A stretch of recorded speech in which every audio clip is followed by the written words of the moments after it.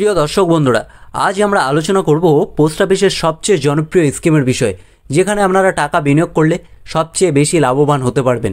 এই স্কিমে অন্যান্য সমস্ত স্কিমের থেকে বেশি পরিমাণে সুদ আপনারা পেয়ে যাবেন, সেই সঙ্গে সঙ্গে এটা কিন্তু ট্যাক্স ফ্রি। হ্যাঁ বন্ধুরা, ম্যাচুরিটির শেষে আপনি যে টাকাটা পাবেন তার থেকে কিন্তু একটা টাকা ট্যাক্সের জন্য কাটা যাবে না। তো আপনারা দেখেছেন আশেপাশে যে বেশিরভাগ মানুষই এফডিতে টাকা বিনিয়োগ করতে স্বাচ্ছন্দ্য বোধ করেন। তো আপনি যদি সেই টাকাটা একটু প্ল্যানিংয়ের সাথে বিনিয়োগ করেন এবং আপনার হাতে যদি 5 বছরের থাকে, সেক্ষেত্রে কিন্তু পোস্ট অফিসের এই স্কিমে টাকা বিনিয়োগ করে এখান থেকে সবচেয়ে বেশি লাভবান হতে পারেন। এখানে দুটি গুরুত্বপূর্ণ পয়েন্ট। সবচেয়ে বড় কথা হচ্ছে এখানে অন্যান্য স্কিমের থেকে বেশি ইন্টারেস্ট বা বেশি সুদ পেয়ে যাবেন, সেই সঙ্গে সঙ্গে কিন্তু এটা কিন্তু ট্যাক্স ফ্রি, অর্থাৎ আপনার ম্যাচুরিটির শেষে একটা টাকাও ট্যাক্সের জন্য কাটা যাবে না। তো বন্ধুরা, আজকে আমরা এই ভিডিওতে আলোচনা করব পোস্ট অফিসের যে নতুন স্কিম এনেছে সেখানে কারা কারা আবেদন করতে পারবে, সেখানে কত বছরের ম্যাচুরিটি আছে, সেখানে কি কি শর্ত রেখেছে। সবশেষে আমি ক্যালকুলেটারে হিসাব করে দেখাবো এখানে যদি আপনি 1 লক্ষ টাকা বা 3 লক্ষ টাকা বা 20 লক্ষ টাকা রাখেন, সেক্ষেত্রে কত টাকা ইন্টারেস্ট পাবেন বা ম্যাচুরিটির শেষে আপনি কত টাকা পাবেন। A to Z এই ভিডিওতে আলোচনা করে দেখিয়ে দেবো, তাই ভিডিওটি না কেটে শেষ পর্যন্ত দেখতে থাকুন। সেই সঙ্গে বলে রাখি, ভিডিওটি যদি ভালো লাগে অবশ্যই লাইক করে দেবেন। আপনি যদি এই চ্যানেলে নতুন হয়ে থাকেন, চ্যানেলটি অবশ্যই সাবস্ক্রাইব করে দেবেন। প্রথমে আমরা জেনে নেব যে এই স্কিমটির নাম কি। তো বন্ধুরা, এই স্কিমটি হলো NSC বা ন্যাশনাল সেভিংস সার্টিফিকেট, যেটা পোস্ট অফিসে আপনারা এই স্কিমটি করে নিতে পারেন। তো দেখুন এখানে কারা কারা অ্যাকাউন্ট খুলতে পারে। একজন একক প্রাপ্তবয়স্ক, যৌথ অ্যাকাউন্ট, একসাথে 3 জন ব্যক্তি কিন্তু এখানে অ্যাকাউন্ট খুলে নিতে পারে। আর নাবালক পক্ষে বা মানসিক অসুস্থ ব্যক্তির পক্ষে একজন অভিভাবক। তাহলে আপনি যদি আপনার ছেলেমেয়ের নামে খুলতে চান, সেক্ষেত্রে কিন্তু অভিভাবক হিসাবে আপনি বা আপনার ওয়াইফ কাউকে না কাউকে থাকতে হবে, এবং কোনো ব্যক্তির যদি মানসিকভাবে অসুস্থ হয়ে থাকে বা পাগল হয়ে থাকে, তার নামে যদি এই অ্যাকাউন্টটা খুলতে চান, সেক্ষেত্রেও কিন্তু একজন অভিভাবক থাকতে হবে। আর দেখুন 10 বছরের বেশি বয়সের ক্ষেত্রে নাবালক তার নিজের নামে, অর্থাৎ সেই বাচ্চার বয়স বা কোনো ব্যক্তির বয়স যদি 10 বছরের উপরে হয়, সেক্ষেত্রে সে নিজের নামে এখানে অ্যাকাউন্ট খুলে নিতে পারবেন। এবার আমরা দেখে নেব যে এখানে টাকা জমা করার পরিমাণ এবং আপনি কতগুলো অ্যাকাউন্ট একসাথে খুলে নিতে পারেন। তো বন্ধুরা দেখুন, এখানে সর্বনিম্ন 1000 টাকা এবং সর্বোচ্চ কোনো সীমা নেই। তাহলে এখানে অ্যাকাউন্ট খুলতে গেলে আপনাকে সর্বনিম্ন 1000 টাকা দিয়ে খুলতে হবে এবং সর্বোচ্চ আপনি যে কোনো পরিমাণ টাকা এখানে বিনিয়োগ করতে পারেন। 5 লাখ, 10 লাখ, 15 লাখ, 20 লাখ, 1 কোটি, 2 কোটি, 5 কোটি পর্যন্ত টাকা আপনি এখানে বিনিয়োগ করতে পারবেন।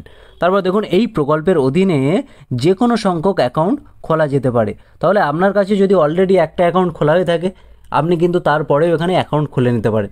5টা, 10টা, 15টা, 20টা আপনার যত খুশি অ্যাকাউন্ট এই স্কিমে কিন্তু খুলে নিতে পারেন।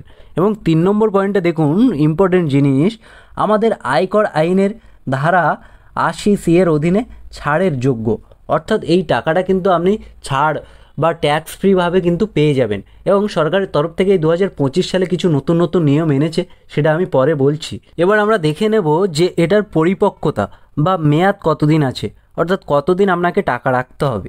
তো দেখুন এখানে কি বলা হয়েছে, আমানতের তারিখ থেকে 5 বছর পূর্ণ হওয়ার পর আমানতটি পরিপক্কতা হবে। অর্থাৎ এখানে আপনাকে টাকা বিনিয়োগ করে কিন্তু 5 বছর রাখতে হবে, তারপরে কিন্তু আপনি সুদসহ মূল টাকাটা ফেরত পেয়ে যাবেন। এবার আমরা দেখে নেব যে সুদের হার এখানে কত % দিচ্ছে।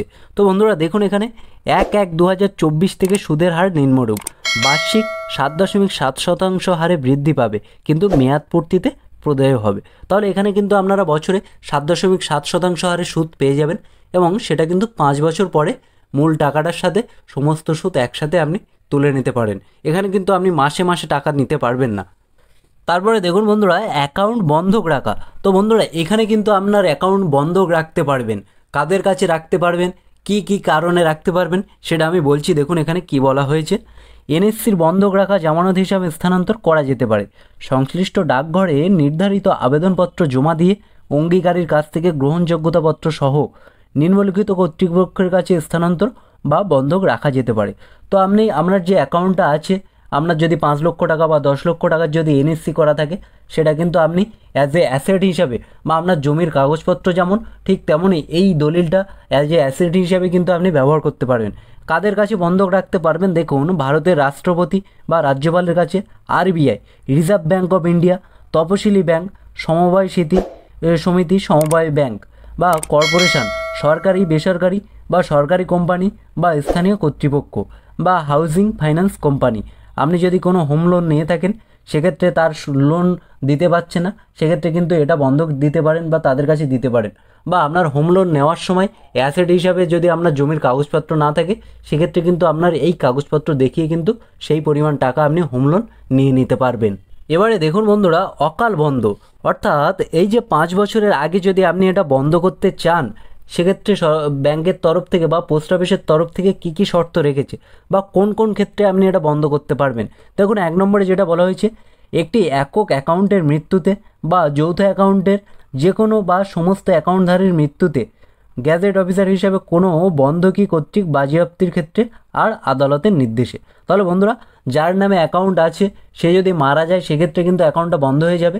বা যেটা একটু আগে দেখুন, গ্যাজেটেড অফিসার হিসাবে বন্ধকি কর্তৃপক্ষ, আপনি যদি বাড়ির লোন নিয়ে থাকেন, লোন দিতে পারছেন না, সেক্ষেত্রে কিন্তু আপনার এই যে এটা দেখিয়েছিলেন এই কাগজপত্র হিসাবে, বা আপনি যে অ্যাসেটটা দেখিয়েছিলেন অ্যাসেট হিসাবে এটা দেখিয়েছিলেন, এটা দেখিয়ে লোন নিয়েছিলেন, তো এটা কিন্তু সেখানে বাজেয়াপ্ত করে নেবে। আর আদালতের নির্দেশে কিন্তু আপনার এই অ্যাকাউন্টটি বন্ধ করতে পারবেন বা বন্ধ হয়ে যাবে। এবার দেখুন বন্ধুরা, আপনারা যদি এখানে 1 লক্ষ টাকা বা 3 লক্ষ টাকা বা 5 লক্ষ টাকা রাখেন, সেক্ষেত্রে কত টাকা ইন্টারেস্ট পাবেন বা কত টাকা পাবেন। দেখুন, বিনিয়োগের ক্ষেত্রে সবার প্রথমে 1 লক্ষ টাকা যদি আপনি বিনিয়োগ করেন, সেক্ষেত্রে কিন্তু 5 বছর পরে আপনি পেয়ে যাবেন 1,46,424 টাকা। এখান থেকে আপনার সুদ হচ্ছে 46,424 টাকা। এটা কিন্তু 1 লক্ষ টাকার। আপনি যদি 3 লক্ষ টাকা রাখতে চান বা রাখেন, সেক্ষেত্রে কিন্তু আপনি মাত্র সুদেই পেয়ে যাবেন 1,39,274 টাকা। তাহলে দেখুন বন্ধুরা, 3 লক্ষ টাকায় 1,39,274 টাকা কিন্তু সুদ পেয়ে যাবেন। এখানে আপনি ম্যাচুরিটিতে কত টাকা পাবেন? 4,39,274 টাকা। আপনি যদি এখানে 10 লক্ষ টাকা রাখেন, সেক্ষেত্রে কিন্তু সুদ পেয়ে যাবেন 4,64,247 টাকা। আর আপনি যদি 20 লক্ষ টাকা রাখেন, সেক্ষেত্রে কিন্তু সুদ পেয়ে যাবেন দেখুন 9,28,494 টাকা। তাহলে বন্ধুরা দেখুন, আপনি যে পরিমাণে টাকা দিচ্ছেন, দেখুন একটা জিনিস খেয়াল করুন, যে পরিমাণে টাকা দিচ্ছে তার প্রায় 50% টাকা কিন্তু আপনি এখান থেকে তুলে নিতে পারেন, বা তার হাফ টাকা কিন্তু আপনি এখান থেকে লাভ হিসাবে তুলে নিতে পারবেন। তো বন্ধুরা, এই ছিল আজকের ভিডিও।